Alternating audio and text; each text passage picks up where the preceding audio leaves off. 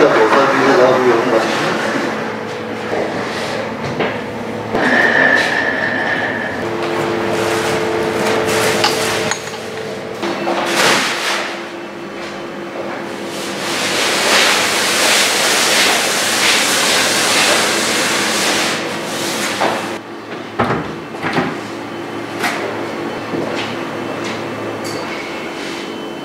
Ben bu derneği kurmamın ana etkeni vardı. Bunda çocuğumun 2 sorusu üzerine başladım.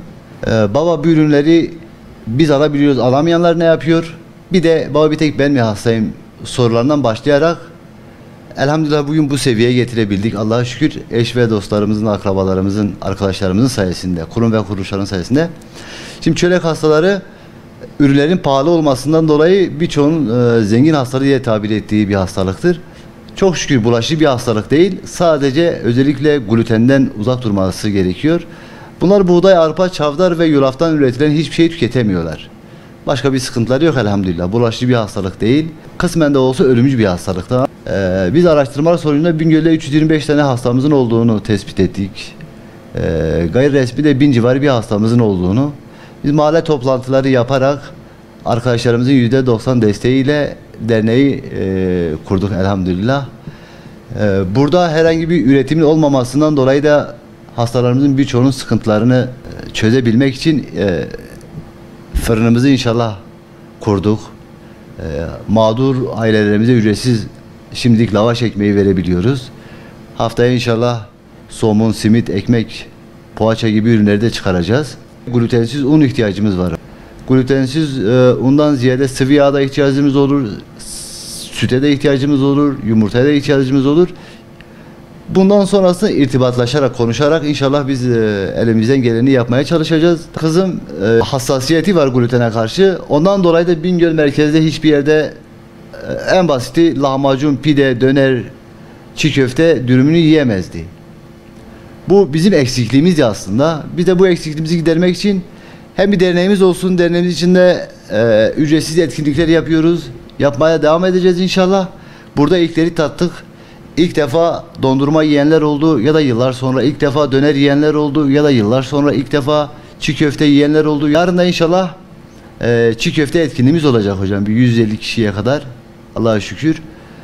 Biz bu ilkleri tattırdıktan sonra artık hastalarımızın taleplerine göre hareket edeceğiz.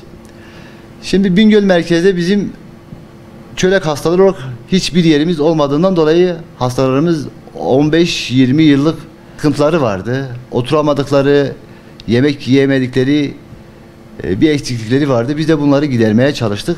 Çocuklar üzerine biraz daha yoğunluğumuz, çalışmalarımız sürecek.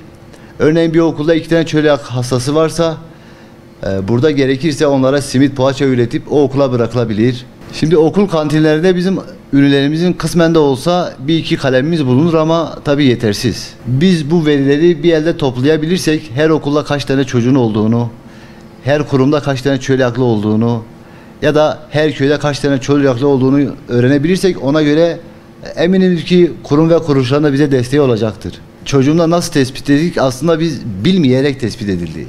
Benim çocuğum karnı şiştiği zaman aynı anda da kaşıntı oldu. Sürekli vücudunu kaşırdı.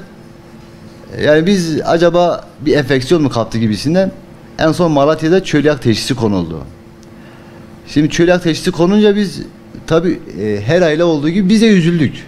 Ya biz ben hastalığı daha önce de bildiğim için biz nasıl yapacağız? Şimdi hamurları farklı, gıdaları farklı ve her yerde bulunmayan gıdalar ve bir de pahalı. Yani çölyak hastalarının %99'unun yakalandığı zaman aileler direkt şey yapar yani üzülür, aman biz ne yapacağız? İlk defa duyanlar da oluyor tabii. Ama biraz da böyle çocuğuna duyarlı olan insanlar aynı anda çözebiliyorlar. Fark etmediğin zaman kemik erimesi, diyabet,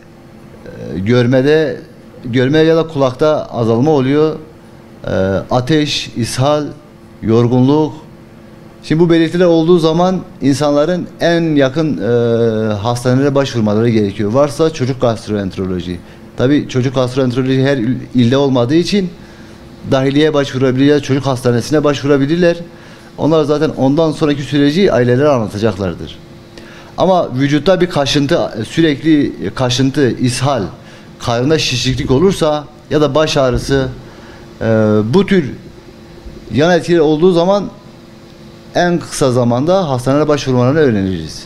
Şimdi biz tabi burada amacımız insanlara dokunabilmek.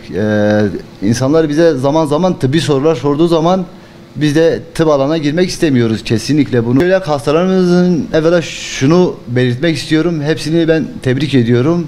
Büyük bir sabırla bekledikleri için. Çünkü geçen sene biz derneği kurarken insanlarımızın bir heyecanı vardı. Hala var. Onların da bundan sonra derneğimizi ara ara ziyaret etmeleri, biz kendi aramızda istişarelere bundan sonraki projeleri nasıl yapabiliriz? İstişare yoluyla daha güzel olur. Lütfen duyarlı olalım.